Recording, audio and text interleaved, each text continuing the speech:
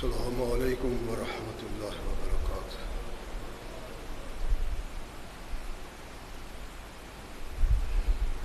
الحمد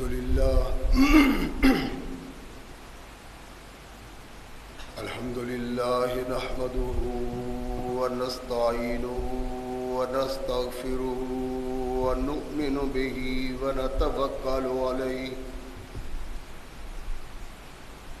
ونعوذ باللہ من شرور انفسنا ومن سیئات اعمالنا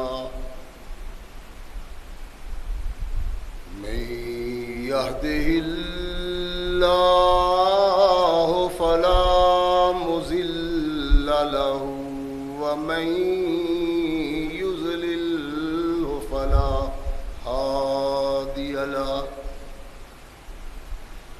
ونشهد أن لا إله إلا الله وحده لا شريك له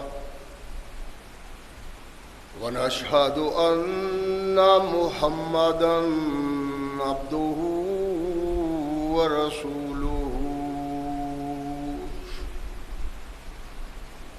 أما بعد فأحسن الحديث كتاب الله وخير الهدي هدي محمد صلى الله عليه وسلم وشر الأمور محدثاتها وكل محدثة بدعة وكل بدعة ضلالة وكل ضلالة في النار. أما بعد فأعوذ بالله السميع العليم من الشيطان الرجيم من همزه ونفخه ونفثه. بسم الله الرحمن الرحيم. يا أيها الذين آمنوا أنفقوا من طيبات ما كسبتم ومما أخرجنا لكم من الأرض ولا تيمموا الخبيث منه تنفقون ولستم بآخذيه إلا أن تغمضوا فيه واعلموا أن الله غني حميد.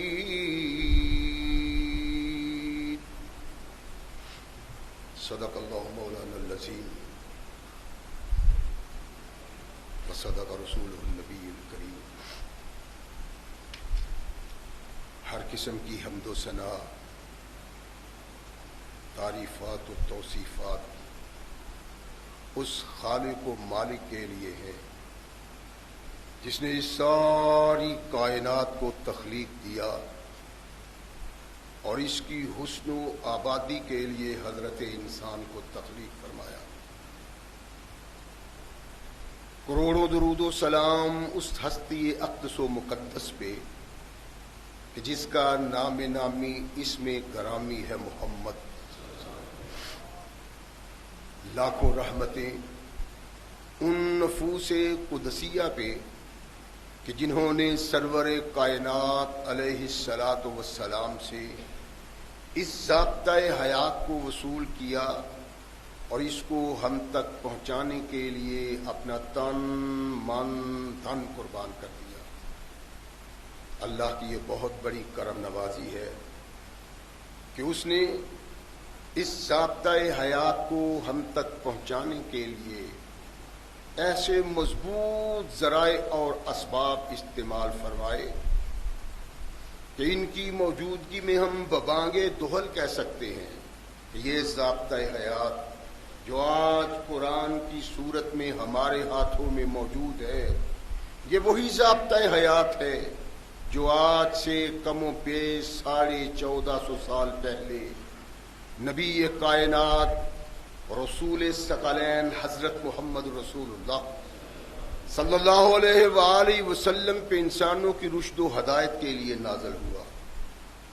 اللہ کی اس کرم نوازی پہ ہم جس قدر بھی اس کا شکریہ ادا کریں، کما حق ہو اس کا شکریہ ادا نہیں ہوتا، اس لیے کہ یہ ضابطۂ حیات وہ دستور المتقی ہے کہ اگر انسان اس سے تعلق پیدا کر لیتا ہے تو یہ قرآن اس کی دنیاوی زندگی میں ایک عظیم انقلاب پیدا کر دیتا ہے، اور اگر اس کو اپنے جسم و روح پہ جاری اتاری کر لیا جائے تو یہی وہ ضابطۂ حیات ہے جو انسان کو دنیا کے ساتھ ساتھ عقبہ کی کامیابی کی ضمانت بھی دیتا ہے۔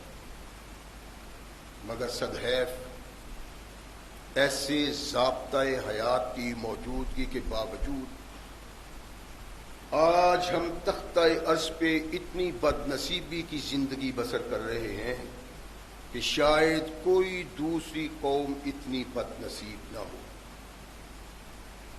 اس کا سبب کیا ہے؟ اس کو تلاش کرنے کے لیے، اس کو پانے کے لیے زیادہ تگ و دو کی ضرورت نہیں، بلکہ اگر ہم اپنے اندر جھانکیں تو ہمیں ہمارے اندر سے آواز آئے گی کہ تمہاری اس بد نصیبی کا سبب کیا ہے۔ نبی رحمت محمد رسول اللہ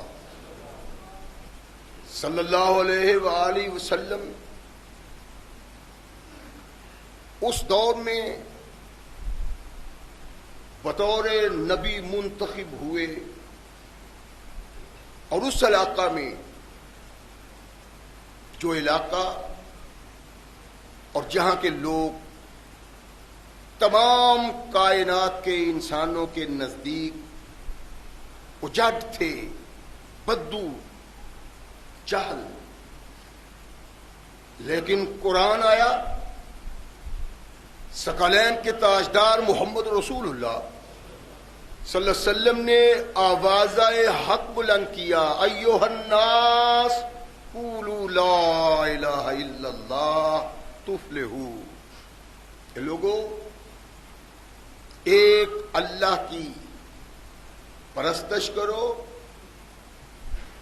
ایک اللہ کے ساتھ خود کو وابستہ کرو، اس کائنات ارض و سما میں اس کے علاوہ کوئی دوسرا نہیں، اور میری سنو، اگر تم ایسی زندگی بسر کرو گے تو پھر میں بمعرفت قرآن تمہیں اس بات کی حتمی طور پہ یقین دہانی کرواتا ہوں کہ اگر تم ان دونوں چیزوں کے ساتھ وابستہ رہے تو اللہ تمہیں اس عزت سے نوازیں گی کہ کائنات میں کوئی دوسرا انسان اس عزت کا حامل نہ ہوا۔ وہ بدو، اجاڈ، جہل، جن کے متعلق اس وقت کا وہ انسان بھی سمجھتا تھا جو ان سے متعلق نہیں تھا، قربت رکھتا تھا کہ یہ لوگ انسانیت کی پہچان نہیں رکھتے، لیکن جب آوازہ حق پہ انہوں نے لبیک کہا تو پھر چشم کائنات نے دیکھا کہ وہی لوگ جن کو وہ بدو کہتے تھے ان کے سامنے زانوئے تلمذ طے کرنا قابل فخر سمجھنے لگے۔ یہ کردار ان لوگوں میں کیوں پیدا ہوا کہ جب انہوں نے قرآن سنا، رحمت کائنات محمد رسول اللہ صلی اللہ علیہ وسلم کی آواز سنی، ان کا کردار دیکھا، تو ان لوگوں نے اپنے آپ کو اس میں ڈھال لیا۔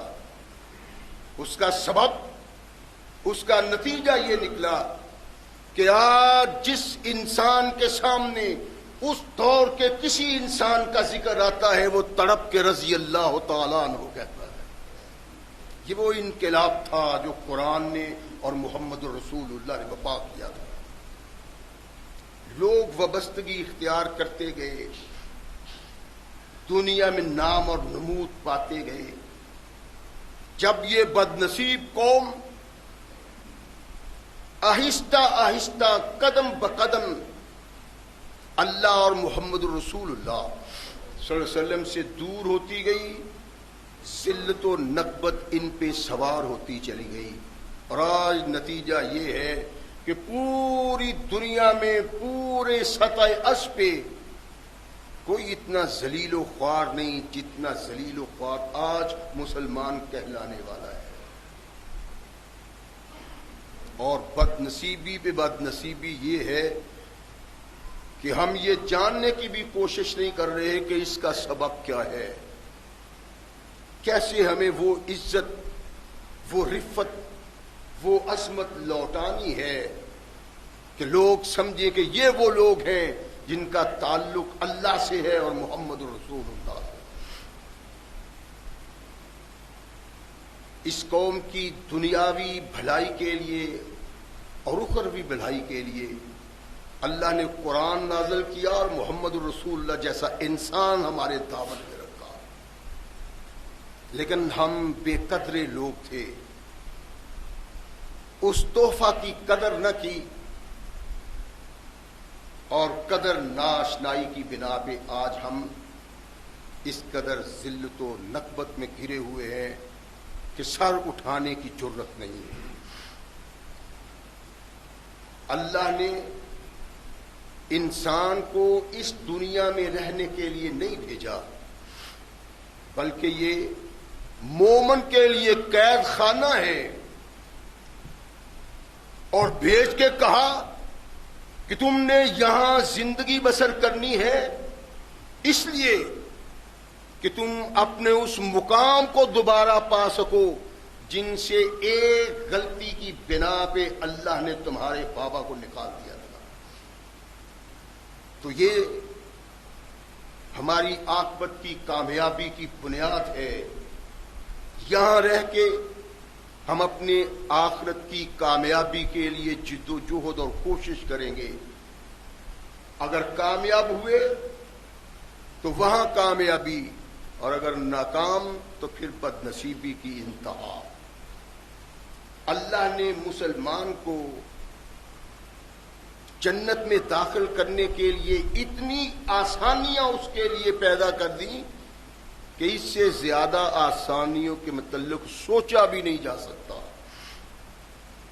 رحمت کائنات ثقلین کے تاجدار محمد رسول اللہ صلی اللہ علیہ وسلم نے بھی دن رات اس قوم کو بتلایا، سمجھایا اور کہا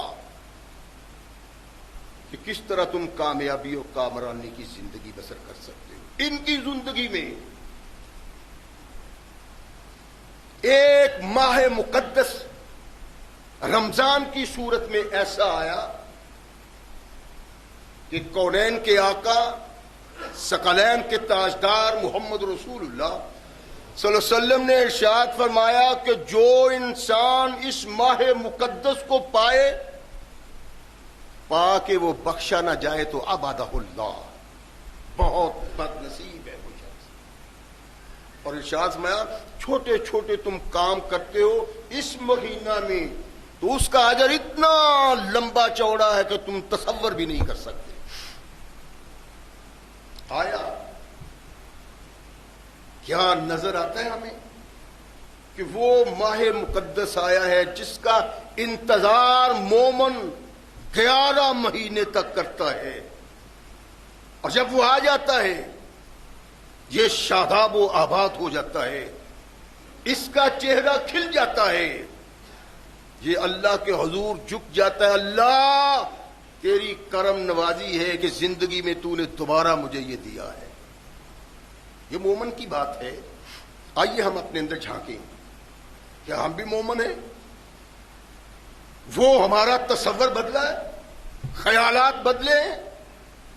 ہم نے کوشش کی ہے کہ اس ماہ مقدس میں ان کمیوں اور کوتاہیوں کا ازالہ کر سکیں جو 11 ماہ میں کیا ہے۔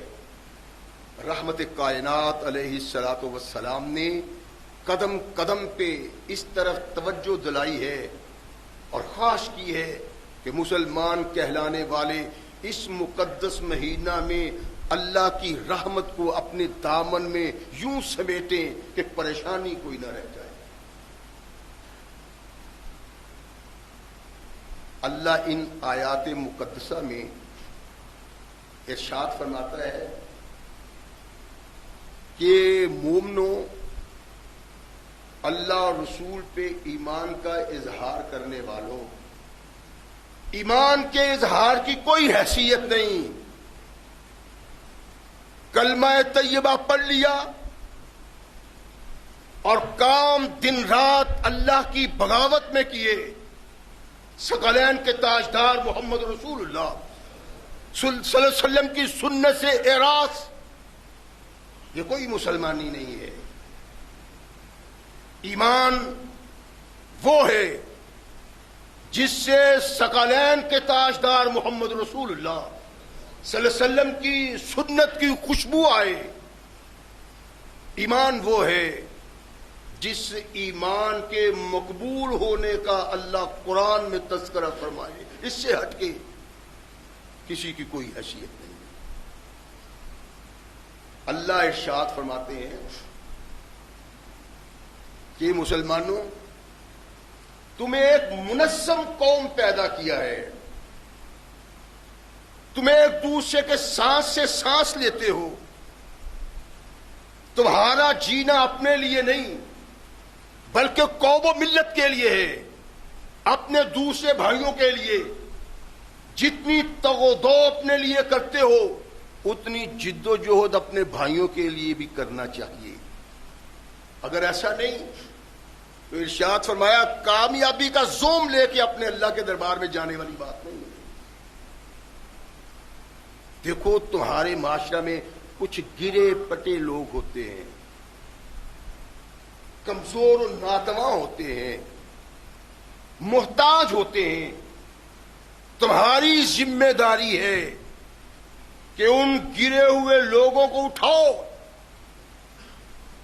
اور ان کو بھی اس وقار کی زندگی بسر کرنے کی ترغیب دلاؤ، ان کی مدد کرو کہ وہ معاشرے میں اپنی عزت کو قائم کر سکیں، اپنے وقار کو قائم کر سکیں۔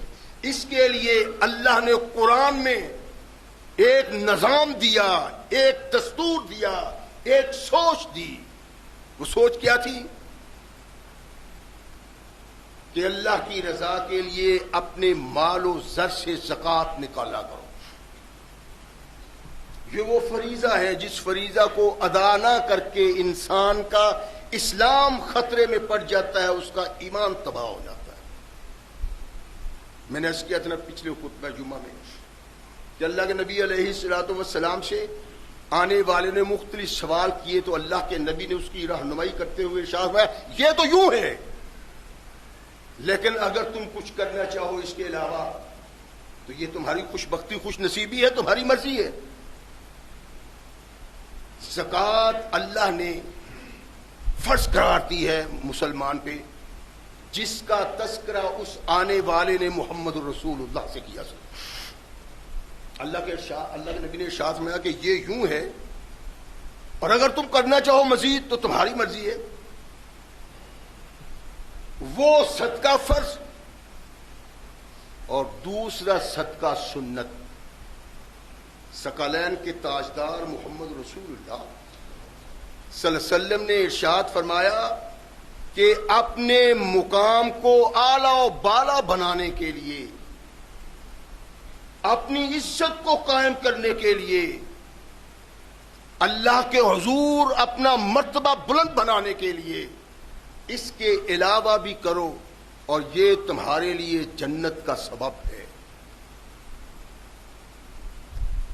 رحمت کائنات علیہ الصلوۃ والسلام ایک دن مسجد میں آئے، دیکھا کہ دو ستونوں کے درمیان رسی بندھی ہوئی ہے اور وہاں باغ رکھنے والے لوگ کھجور کے خوشے توڑ کے لاتے ہیں، وہ مسجد میں رسی کے ساتھ باندھ دیتے ہیں تاکہ لوگ ان کو کھا سکیں۔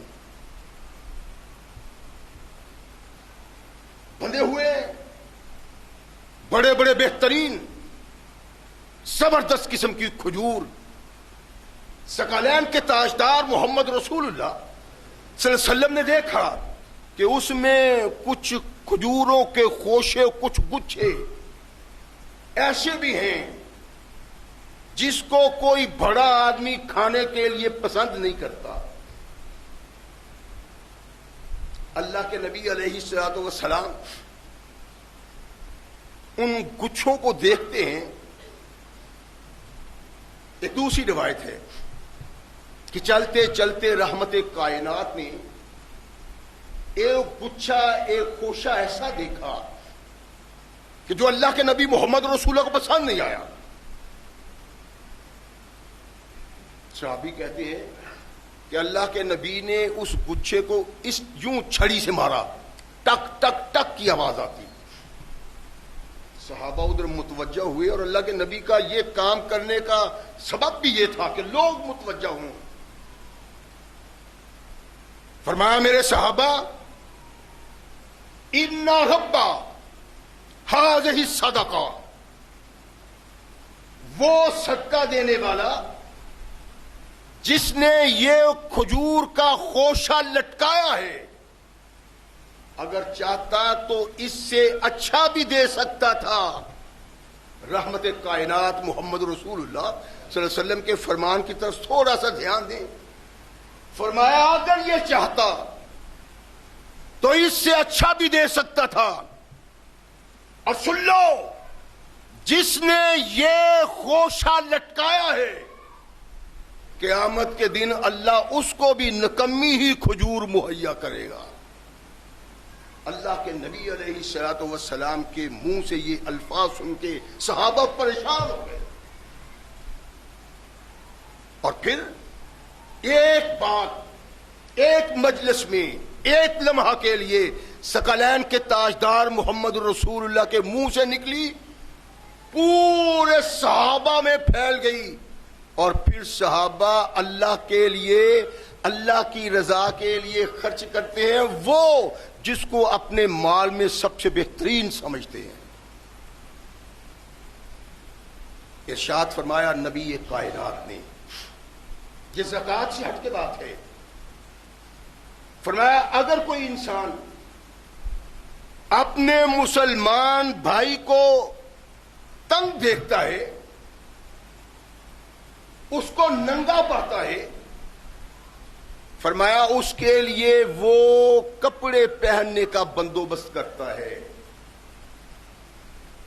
اللہ کے نبی نے ارشاد فرمایا کساہ اللہ من خضر الجنہ، اللہ اس کو جنت میں سبز ریشم کا لباس پہنائیں گے۔ کس کو؟ جس کے دل میں یہ احساس پیدا ہوا یہ کمزور ہے، محفل اور مجلس میں پہننے والا لباس نہیں، اس کا لباس اس کی غربت کا اظہار کرتا ہے، اس سے اس کو محفوظ رکھنے کے لیے ایک توانگر آدمی، مال و دولت رکھنے والا، طاقت رکھنے والا، یہ دیکھتا ہے کہ میرا بھائی پریشان ہے، اس کے پہنے ہوئے کپڑے تنگ دستی کا اظہار کرتے ہیں، غربت کا اظہار کرتے ہیں، وہ اس کو اس نکبت سے بچانے کے لیے اپنے پاس سے پیسے خرچ کر کے دنیا میں پہناتا ہے۔ ارشاد فرمایا جنت میں اللہ اسے سبز ریشم کا لباس پہنائیں گے۔ کس کو؟ ان صحابہ کو جو محمد رسول اللہ صلی اللہ علیہ وسلم کی آواز ان کانوں سے سنتے تھے، ان کے دل و دماغ پہ نقش ہو جاتی تھی، اور پھر وہ اپنی ساری زندگی میں وہ کردار ادا کیا کرتے تھے جو محمد رسول اللہ کو مطلوب ہوتا تھا۔ ارشاد فرمایا جو انسان ایک بھوکے آدمی کو کھانا کھلاتا ہے، فرمایا اللہ قیامت کے دن اسے اسمان الجنہ، جنت کا پھل کھلائیں گے۔ یہ کیا ہے؟ اللہ کے نبی صلی اللہ علیہ وسلم کے مقصود کیا ہے اس مقصد کا؟ ترغیب دلانا کہ تم جس طرح زندگی بسر کرتے ہو، اپنے اندر میں کھوئے ہوئے اپنا خیال، اپنی اولاد کا خیال، اپنے ماں کا خیال، اپنے باپ کا خیال، تمہیں نہیں پتا کہ تمہارے معاشرے میں کچھ ایسے لوگ بھی ہیں، تم پیٹ بھر کے سوتے ہو، وہ بھوکے سوتے ہیں، اگر قیامت کو دن اسی انداز سے تم اللہ کے حضور پیش ہوئے، تمہارے تمام اعمال اکالت چلے جائیں گے۔ اللہ پوچھیں گے تم سے کہ تم تو پیٹ بھر کے کھوتے رہے اور یہ بھوکا رہا۔ یہ سوچ مسلمان کی نہیں ہے، بلکہ مسلمان کی سوچ، اس کی فکر یہ ہے کہ میں چلتا ہوں تو اپنے ساتھ ان لوگوں کی بھی لے کے چلوں جو ساتھ چلنے کی استطاعت نہیں رکھتے۔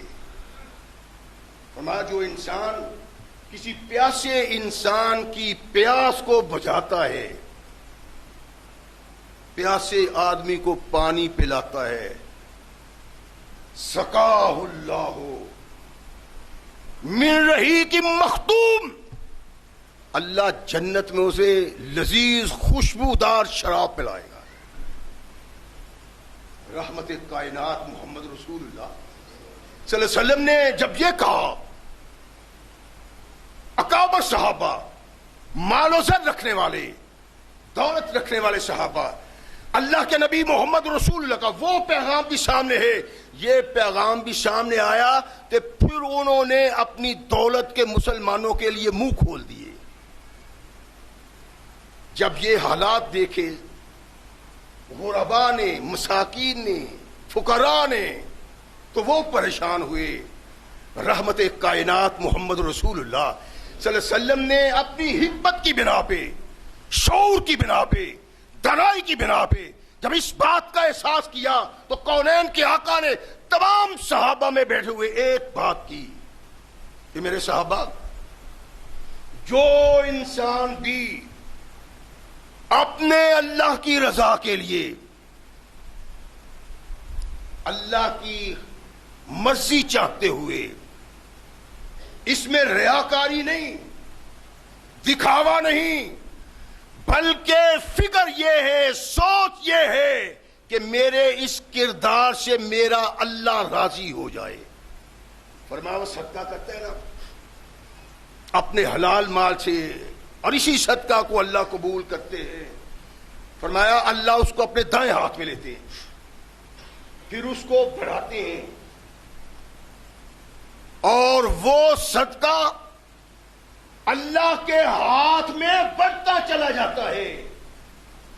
ان کانت تمرتن، اگر وہ ایک کھجور ہے، ارشاد فرمایا وہ صدقہ بڑھتا ہے، اللہ اس صدقہ کو بڑھاتے ہیں یہاں تک کہ وہ صدقہ جو ایک کھجور کی صورت میں اللہ کے ہاتھ میں ہے، وہ اعظم من الجبل، پہاڑ سے زیادہ بڑھ جاتا ہے کھجور کا صدقہ۔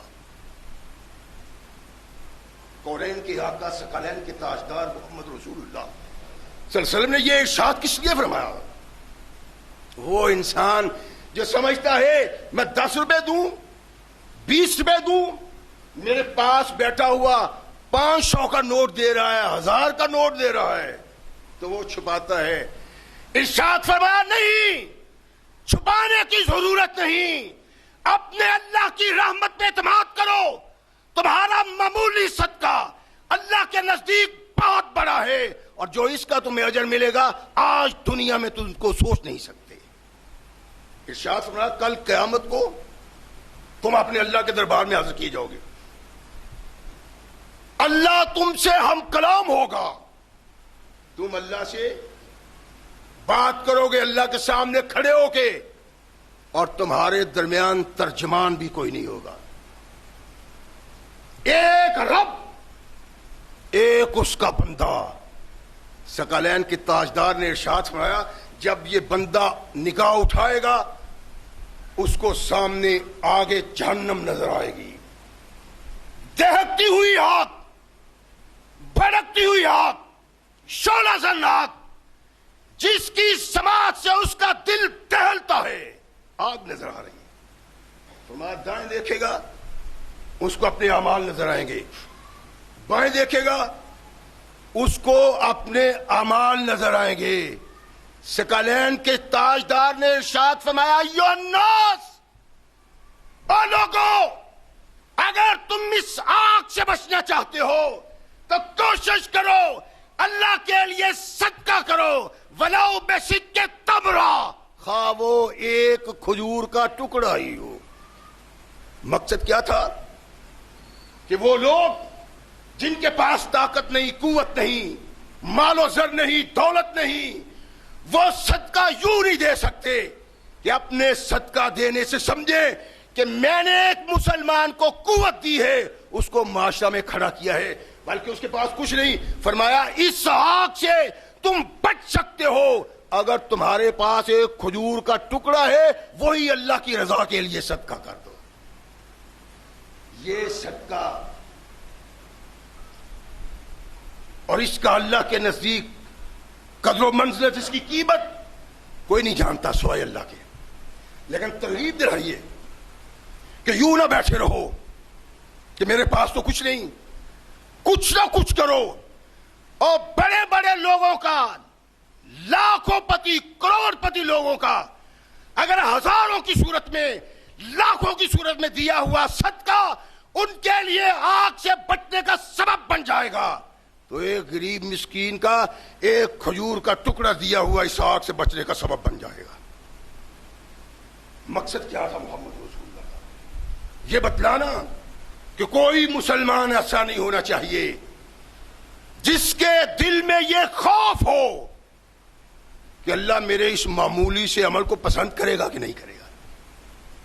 تم چھوٹا سمجھتے ہو، وَعِندَ اللَّهِ عَظِيمًا، تمہارا چھوٹا عمل چھوٹا اللہ کے نزدیک نہیں، اللہ کے نزدیک بہت بڑا ہے۔ اور جہاں اس کو ترغیب دلائی کہ غریب ہو، محتاج ہو، فقیر ہو، سب کچھ ٹھیک ہے، کچھ نہ کچھ تو کر سکتے ہو، کچھ نہ کچھ کرو۔ تمہارا یہ کچھ نہ کچھ دیا ہوا بڑے بڑے امراء کے مقابلے میں جنت میں تجھے پہلے داخل کر دے گا۔ نبی رحمت محمد رسول اللہ شاہ میں ہے کہ امراء، بڑے لوگ، سرمایہ دار، زر رکھنے والے اللہ کے حضور میں ابھی حساب و کتاب میں مصروف ہوں گے، اور غریب، محتاج، فقیر مسلمان اللہ کی رحمت سے پہلے جنت میں داخل ہو جائیں گے۔ لیکن اس کے لیے ضروری ہے کہ اللہ اور رسول کی رہنمائی کے مطابق ہم اپنے اعمال وہ اپنائیں جن اعمال کی بنا پہ اللہ اس عمل کرنے والے کو دیکھ کے عرش پہ مسکراتا ہے۔ ارے غربت تیرا معاملہ ہے، یہ تیرے نزدیک ہے، اللہ کے نزدیک نہیں۔ اللہ کہتے ہیں تو ایک قدم بڑھا میری طرف، میں 10 تیری طرف بڑھاتا ہوں۔ تو یہ کسی کو مرا کے یہ نہیں ہے، بلکہ ان فقیروں محتاجوں کے لیے بھی ہے جن کے پاس گھر میں کھانے کا 2 وقت کا کھانا نہیں، لیکن وہ اپنے اللہ کی رضا کے لیے آنے والے سوال کرنے والے کو اپنے حصے سے نکال کے دیتے ہیں تاکہ اللہ راضی ہو جائے۔ فرمایا ماہ مقدس آ گیا ہے، قدم بڑھاؤ، یا باغی الخیر اقبل و یا باغی الشر اقصر، اور بد نصیب برائی کرنے والے رک جاؤ، اور اچھائی اور بھلائی کرنے والے قدم بڑھا کہ تیرے لیے میدان کھلا ہے۔ آج اپنے رحمت، اللہ کی رحمت کو اس طرح اپنے دامن میں سمیٹو کہ دامن بھر جائے تمہارا، اور بھر جائے گا۔ دینے والا استطاعت نہیں رکھتا، نہ صحیح کچھ نہ کچھ دے دے، اور جو اپنے منہ سے نکال کے اپنے محتاج مسلمان بھائی کو دیتا ہے، اللہ کے نزدیک جو اس کی قدر و منزلت ہے وہ بڑے بڑے سرمایہ دار کے دیے ہوئے مال کی قدر و منزلت نہیں۔ دے گا تو وہ اپنی وسعت کے مطابق، لیکن ہے یہی بات۔ رحمت کائنات علیہ الصلوۃ والسلام نے ان غربا فقراء محتاجوں کو جب یہ ترغیب دلائی تو کائنات کے آقا محمد رسول اللہ صلی اللہ علیہ وسلم کے کردار میں ایک دوسری ترغیب بھی ہے۔ صحابہ بیٹھے ہوئے ہیں، سوچا کہ آج اماں سے ملاقات کر کے شرف ملاقات حاصل کرتے ہیں اور کوئی رہنمائی لیتے ہیں۔ ایک ساتھی کو اٹھایا، بھیجا کہ جاؤ ام المومنین سیدہ عائشہ صدیقہ طاہرہ مطہرہ رضی اللہ تعالی عنہا سے جا کے ہمارے لیے اجازت چاہو۔ صحابی گیا، اجازت مل گئی، ماں کو سلام کہا، بیٹھ گئے، گفتگو شروع ہوئی تو عائشہ صدیقہ طاہرہ مطہرہ ارشاد فرماتی ہے کہ ایک دن میں بھی بیٹھی ہوئی ہوں، میرے سرتاج بھی بیٹھے ہوئے ہیں، ایک سوال کرنے والا آیا، اس نے اللہ کے نام پہ سوال کیا تو میں نے اپنی لونڈی سے کہا کہ جاؤ اس کو دو کچھ اللہ کے نام پہ۔ ارشاد فرماتی ہے جب وہ لونڈی لے کے باہر نکلی نا دینے کے لیے، میں نے اس کو آواز دی، آ گئی تو میں نے دیکھا کہ وہ کیا دے رہی ہے، پھر اس کو اجازت ملی۔ اللہ کے نبی نے کہا عائشہ صدیقہ اپنی اولاد کو بتلا رہی ہیں، اپنے بیٹوں کو بتلا رہی ہیں، اور مقصد کیا ہے؟ مقصد محض یہ تھا کہ اللہ کے نبی کا ہر کلام، ہر کردار، ہر رخ انسانوں کے پاس امانت کے طور پہ ہم نے پہنچانا ہے۔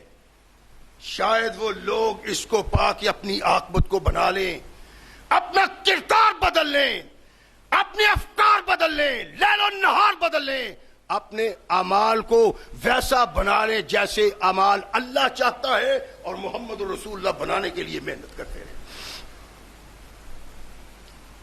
کہا عائشہ یہ کیا ہے؟ کیا تو یہ سمجھتی ہے کہ جو بھی تیرے پاس آئے اور جو تجھ سے جائے وہ تیرے سامنے ہونا چاہیے، تیری آنکھوں کے سامنے، تیرے علم میں؟ نام یا رسول اللہ، ہاں اللہ کے نبی یہی کہتے ہیں۔ فرمایا محلہ رک جاؤ، ایسا نہ کرو، لا تحسی فیحصی اللہ عز وجل علیک، گن کے نہ دو، اگر تم گن کے دو گی تیرا اللہ بھی تجھے گن کے دے گا، اگر بغیر گننے کے دو گی، کھلا ہاتھ کر کے دو گی، اللہ بھی کھلا ہاتھ کر کے تجھے دے گا۔ مقصد کیا تھا کہ صدقہ کرنے والا جو بے دریغ صدقہ کرتا ہے اس کا صدقہ کرنے پہ غربت کی پرچھائیاں اس پہ نہیں آتی بلکہ اللہ کی رحمت آتی ہے۔ تم دیتے ہو شمار کر کر کے، ارشاد فرمایا نہیں یہ مناسب نہیں ہے، بلکہ دو کہ تمہارے دانے ہاتھ سے دیے ہوئے کو تمہارا بایاں ہاتھ نہ دیکھے۔ اور ہماری بات نصیبی کیا ہے؟ صدقے ہم بھی دیتے ہیں، خیرات ہم بھی کرتے ہیں، لیکن ہماری صدقہ اور خیرات کیا ہے؟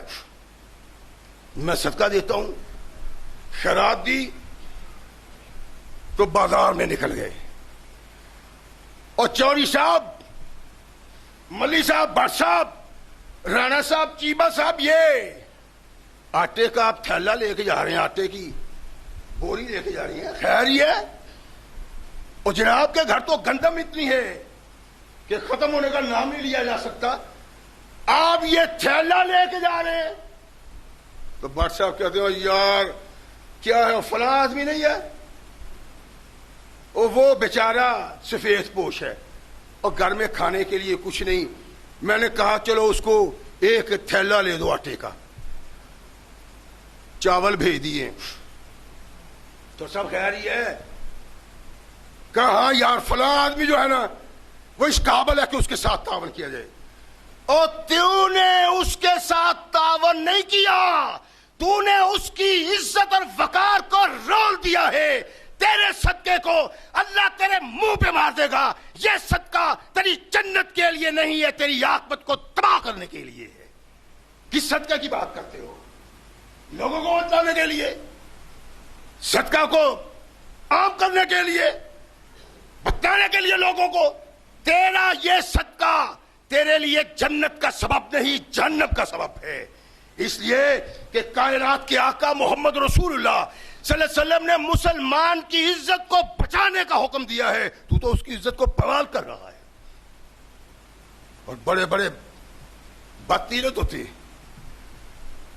مہمان گھر کے آگے دیکھنا ہے کہ وہ کون تھا, غربت کا مارا تنگ دست جس کو میں دیتا رہا ہوں. یہ عام طور پہ ہے.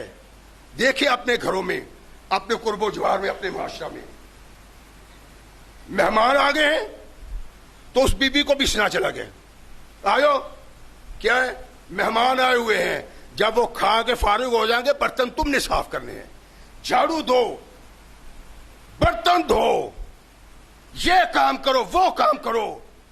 کیوں؟ اس لیے کہ یہ متکبر انسان تمہارے ساتھ تعاون کرتا ہے صدقہ کی صورت میں. ایسا صدقہ تیرے منہ پہ مار دیا جائے گا.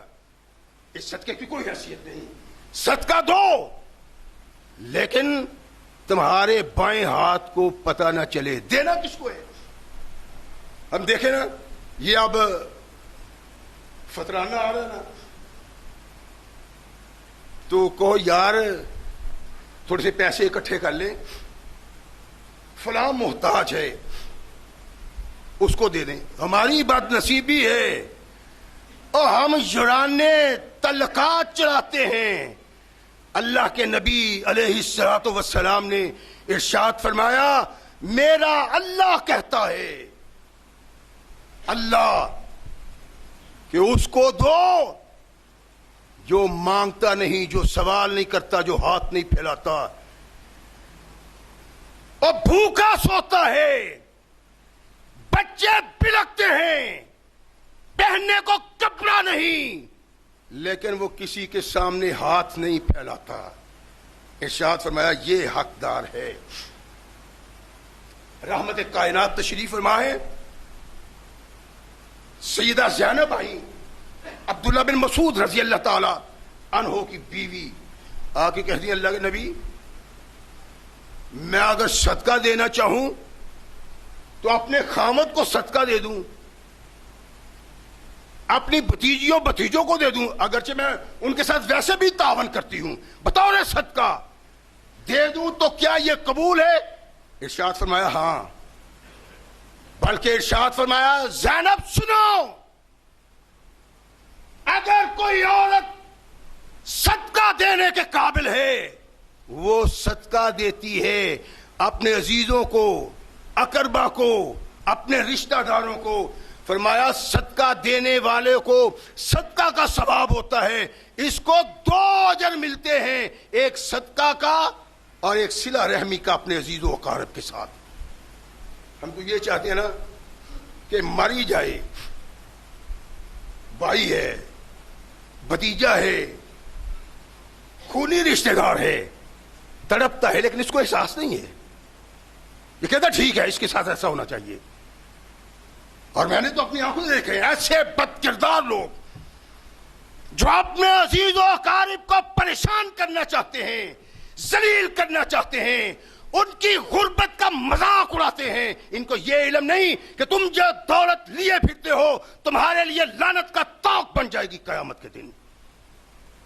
تیرا بھائی, تیرا چچا, تیرا بھتیجا, تیری خالہ, تیری پھوپھی تنگ دستی کی زندگی بسر کرتی ہے، تیرے پاس مال و زر بھی ہے، لیکن تجھے اس بات کا احساس نہیں ہے۔ اللہ کے نبی نے ارشاد فرمایا اس شخص کو 2 اجر ملیں گے، جو شخص صدقہ دیتا ہے اور دیتا اپنے عزیز و اقارب کو ہے، جو وہاں اس قابل ہیں۔ اس کا یہ مطلب بھی نہیں ہے کہ صدقہ صرف اپنے گھر میں دے دیا جائے، نہیں، دوسروں کا بھی حق ہے۔ ہر آدمی، ہر حقدار کو اس کا حق ادا کرنا چاہیے، کما حق ہو، جیسے جیسے مناسب ہے۔ رحمت کائنات محمد رسول اللہ صلی اللہ علیہ وسلم نے ارشاد فرمایا کہ یہ تمہاری جنت کا سبب ہے، اور جنت اس سے ملے گی، اس صدقہ سے جو محمد رسول اللہ کی رہنمائی کے مطابق ادا کیا۔ صحابہ بڑے بڑے امیر بھی ہیں، محتاج بھی ہیں۔ یہ ایک صحابی ہیں ابو طلحہ رضی اللہ تعالیٰ عنہ، بڑا مال و دولت ہے، باغ ہیں۔ ایک ان کا باغ ہے مسجد کے سامنے، بڑا زبردست باغ، اور رحمت کائنات محمد رسول اللہ صلی اللہ علیہ وسلم کبھی کبھار اس باغ میں جاتے ہیں کہ بہترین پھل ہے وہاں کا، اللہ کے نبی لطف اندوز ہوتے ہیں، اور اس باغ کا کنواں، اس کا پانی بھی اتنا زبردست ہے کہ اللہ کے نبی شوق سے جاتے۔ اور ابو طلحہ کہتے ہیں کہ ساری جائیداد میں جتنا مجھے یہ محبوب تھا، باغ کوئی محبوب نہیں تھا۔ باغ تو دوسرے بھی بڑے زبردست تھے، یہ کیوں محبوب تھا؟ اس لیے کہ کبھی کبھی محمد رسول اللہ اپنی خواہش پورا کرنے کے لیے میرے باغ میں آ جاتے ہیں۔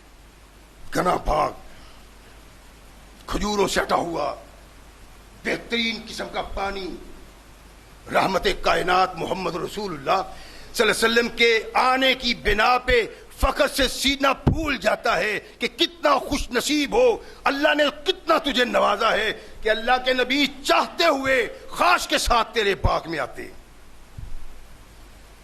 اللہ کے نبی اس انداز سے آتے ہیں تو اللہ کے ہاں تیری شان، تیرا مرتبہ، تیرا مقام کیا ہوگا؟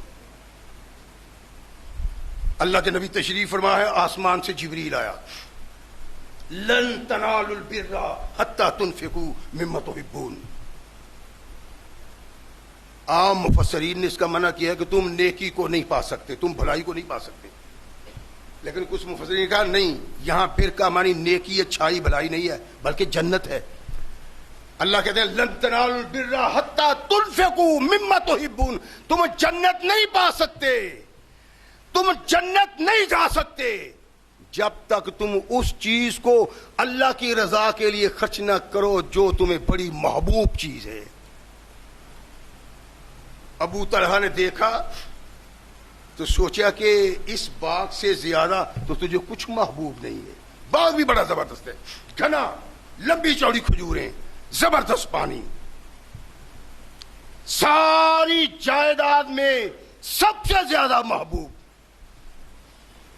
اللہ کہتے ہیں یہ اللہ کا پیغام صحابہ کے لیے تھا، ہمارے لیے نہیں، ہمارے لیے بھی ہے۔ اور جو ہم کرتے ہیں یہ اللہ کی ناراضگی کا سبب ہے، اور جو صحابہ کرتے تھے اللہ عرش پہ دیکھ کے مسکرایا کرتا تھا۔ ہم کیا کرتے ہیں؟ 2 4 6 ماہ اپنا سوٹ استعمال کیا، پھر اپنا دل نہیں چاہتا کہ چلو فلاں کو دے دو یار، اپنے اتارے ہوئے دینے چاہیے، دیے جا سکتے ہیں، دیے جا سکتے ہیں، صحابہ بھی دیتے تھے، اللہ کے نبی نے بھی دیے ہیں، لیکن جب کسی نے سوال کیا ہے دیے جا سکتے ہیں، لیکن اگر استطاعت ہے، توفیق ہے، اللہ نے دیا ہے تو اللہ کی رضا کے لیے خرچ کرو۔ اپنے گلے کا کپڑا اتار کے، سوٹ اتار کے دے دیتے ہو خود نئے پہننے کے لیے، محروم ہو جاؤ گے اللہ کی رحمت سے قیامت کے دن۔ اللہ نے کہا لن تنالوا البر حتی تنفقوا، تم جنت کو نہیں پا سکتے جب تک وہ خرچ نہ کرو جو تمہیں انتہائی محبوب ہے۔ یہ ابو طلحہ ہے، محبوب تو وہ ہے جو کائنات کے آقا محمد رسول اللہ صلی اللہ علیہ وسلم کو محبوب ہے، جس کا کھانا کھانے کے لیے آقا کائنات تشریف لاتے ہیں، جس کا پانی پینے کے لیے آقا کائنات تشریف لاتے ہیں، وہ اس لیے محبوب ہے. سوچا کہ یہی محبوب ہے. آئے اللہ کے نبی، مجھے میرے ہاں مسجد کے سامنے جو باغ تھا، اللہ کا نبی ساری جائیداد میں سب سے محبوب ہے. اللہ کہتے ہیں لن تنالوا البر حتی تنفقوا، میرے آقا جو باغ مجھے سب سے زیادہ محبوب ہے میں آپ کے حوالے کرتا ہوں، آپ اس چیز کو جس طرح چاہے تقسیم کر دے، میں اللہ کی رضا کے لیے اس کو اللہ کے لیے عام کر رہا ہوں. رحمت کائنات، حدیث میں اگر رحمت کائنات مسکرائے، چہرہ کھل اٹھا، کس بنا پہ؟ طلحہ کے اس صدقہ کی بنا پہ جو رب نے کہا تو طلحہ نے وہ کر دکھایا جو اللہ چاہتا تھا. ارشاد فرمایا طلحہ اس سے تو لوگ بہت فائدہ اٹھائیں گے، تم ایسے کرو کہ اپنے عزیز و اقارب میں اس کو تقسیم کر دو. رحمت کائنات محمد رسول اللہ صلی اللہ علیہ وسلم کا یہ محبوب صحابی ایک آیہ مقدسہ کے نزول پہ اپنا وہ باغ صدقہ کرتا ہے جو ساری جائیداد میں سب سے زیادہ اس کو محبوب ہے. میں کیسا صدقہ کرتا ہوں؟ مجھے بھی اپنے گرہ ایمان میں جھانکنا چاہیے. آپ کیسا کرتے ہیں؟ آپ بھی جھانکیں. اللہ کے بندو، رمضان جا رہا ہے، اللہ کے نبی نے کہا اس کی موجودگی میں وہ عمل کر لو کہ تمہارے تمام گناہ سمیٹ کے لے جائے اور تمہیں جنت کا وارث بنا کے چلا جائے. اور کونین کے آقا ثقلین کے تاج نے ارشاد ہے کہ وہ تم تصور ہی نہیں کر سکتے جتنا اللہ نیکی کا اجر رمضان میں کی ہوئی نیکی کا دیتا ہے اجر. اور حدیث میں ہے رحمت کائنات محمد رسول اللہ صلی اللہ علیہ وسلم رمضان میں اتنی تیزی کے ساتھ صدقات کرتے تھے، من ریح المرسلات، تیز ہوا چلنے کی مانند محمد رسول اللہ رمضان میں صدقہ کیا کرتے تھے. ہمیں بھی ملا ہے نا، اور ملا ہے وہ مہینہ جس مہینے کے متعلق محمد رسول اللہ ترغیب دلاتے ہیں اور جس میں محروم رہ جانے کی بنا کے ابدا اللہ کوئی محتاج غریب فقیر اللہ نے محروم رحمت نہیں رکھا. میں نے عرض کیا نا کہ کھجور دینے کے قابل نہیں، ایک ٹکڑا دے دے. اللہ نے نبی کائنات محمد رسول اللہ کی معرفت ہمیں یہ پیغام دیا ہے کہ کھجور کا ایک ٹکڑا جو اللہ کی رضا کے لیے دیتے ہو تمہارے لیے جہنم کی آگ سے پردہ بن جائیں.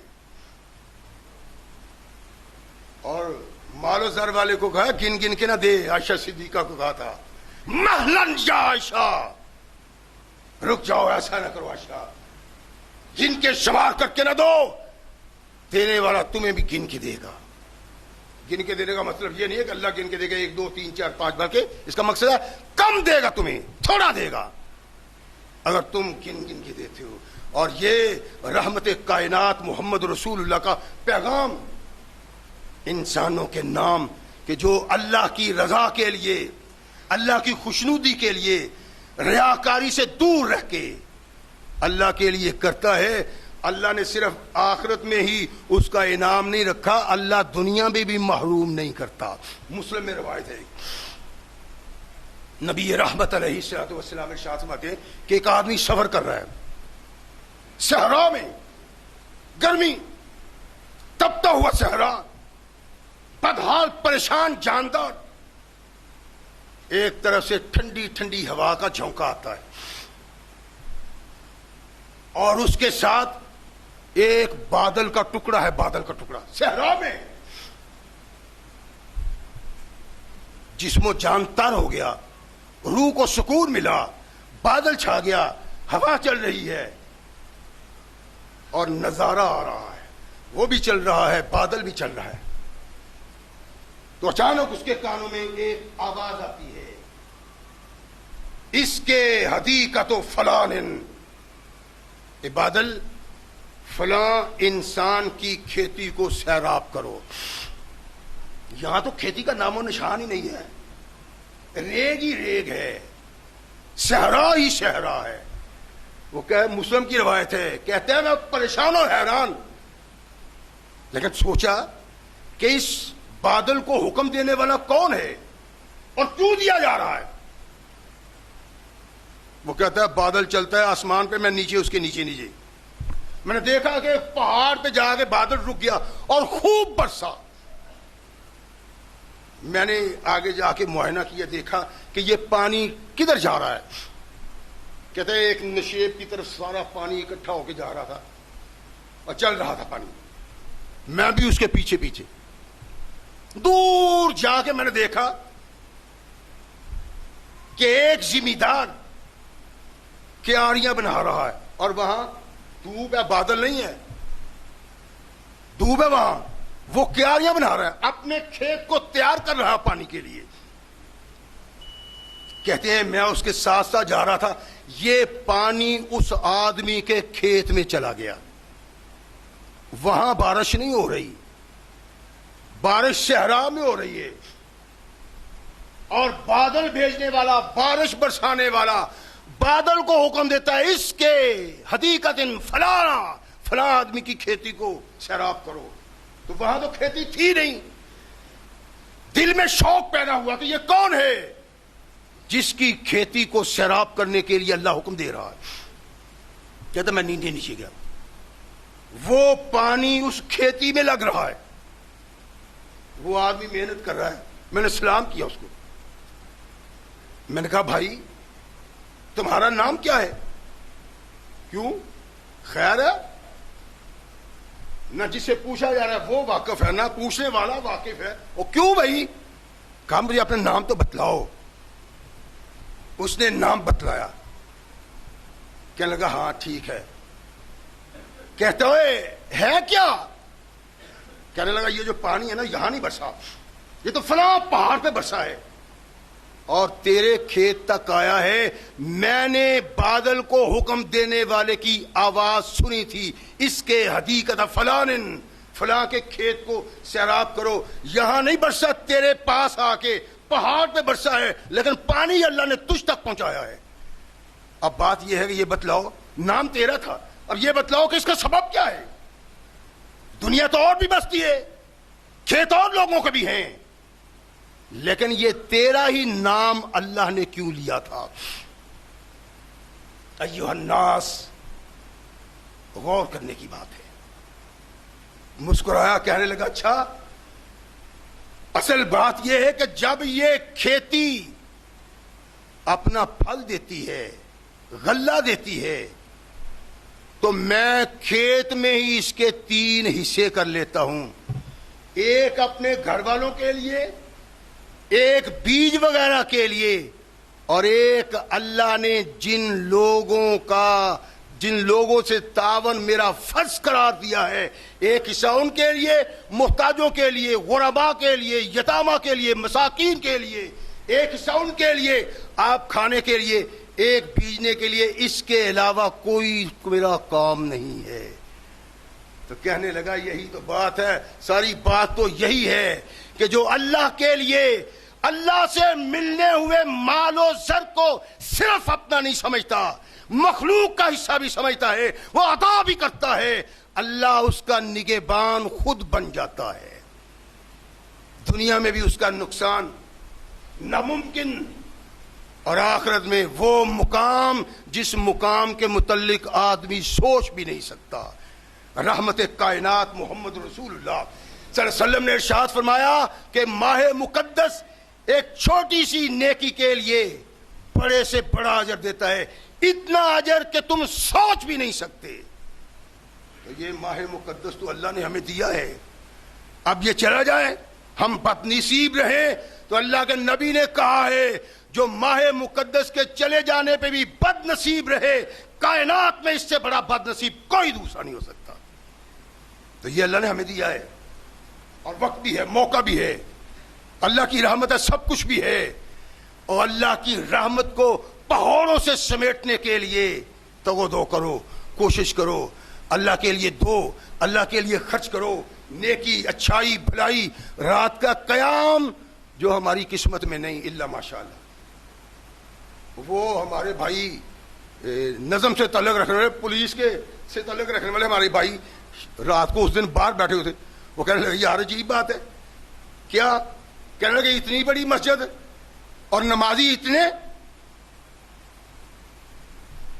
یہ تو اس آدمی کو آئے گی جس کے اندر کچھ ہے، جس کے اندر کچھ نہیں اسے کچھ نہیں. قوموا لیلکم وصوموا نہارکم. رات کا قیام اللہ کو محبوب ہے، دن کا روزہ بھی ویسے ہی محبوب ہے. اور اللہ کے نبی نے کہا رمضان اور قرآن قیامت کو سفارش کریں گے. تو یہ ہمارے ہاں اور میرے جیسے بوڑھے آدمی چلو پتہ نہیں کیوں کھڑا ہو جاتے، لیکن ایسے نوجوان ہوتے کہتے جی سورت تراوی نہیں ٹھیک، قرآن جی پڑھنا ہی ضروری ہے پورا قرآن جی. اور نوجوانوں کے منہ سے یہ نکلتا ہے کہ جی سورت تراوی نہیں ٹھیک. اچھا چلو کچھ نہیں تو آدھا ہی سپارہ کر لیں. یہ ہے ہماری زندگی، یہ ہے ہمارے لیل و نہار، اور ہے ماہ مقدس. اللہ کے نبی محمد رسول اللہ صلی اللہ علیہ وسلم نے ارشاد فرمایا کہ اس کو گناہوں میں آپ ہی ماپ تول نہیں سکتا. اتنا اللہ کتنا اجر دیتا ہے ماہ مقدس میں، نیکی، اچھائی، بھلائی اور صدقہ دینے. اتنا اجر دیتا ہے کہ آدمی اس پہ غور و فکر کرے تو اس کے نتیجے پہ نہیں پہنچ سکتا کہ کتنا. تو یہ جا رہا ہے تقریباً آج تو چلا گیا ہے. اللہ کی آواز پہ لبیک کہیں، محمد الرسول اللہ کی رہنمائی کو اپنائیں، دن رات ایک کریں اللہ کی رضا حاصل کرنے کے لیے. اس مہینہ میں اگر کچھ کر لیا تو یہ مہینہ صاحب کا سارے گناہ لے جاتا ہے اور اپنی اللہ کی رحمت سے نواز کے جاتا ہے. تمہیں ایسے بد نصیب نہیں بننا چاہیے کہ یہ ماہ مقدس چلا جائے اور ہم بد نصیب ہی رہیں. اللہ ہمیں صحیح مسلمان بننے کی توفیق عطا فرمائے. وآخر دعوانا الحمدللہ.